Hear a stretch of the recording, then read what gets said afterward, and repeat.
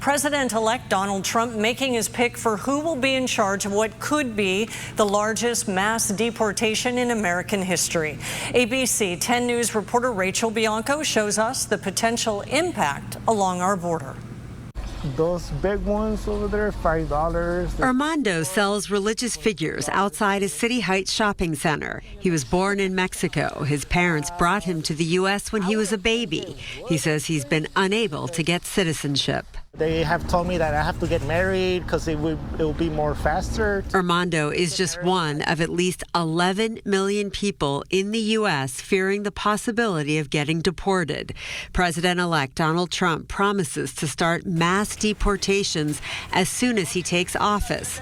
Sunday, Trump announced Tom Homan will be his, quote, border czar.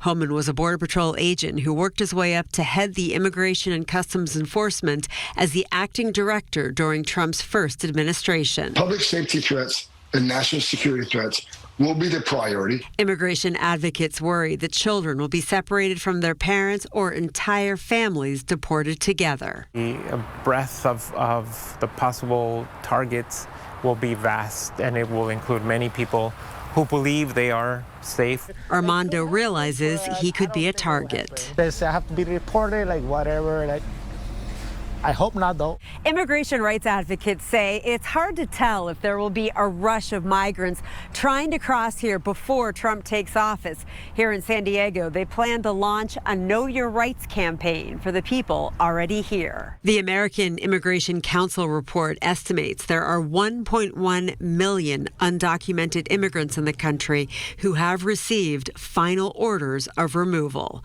Rachel Bianco, ABC 10 News.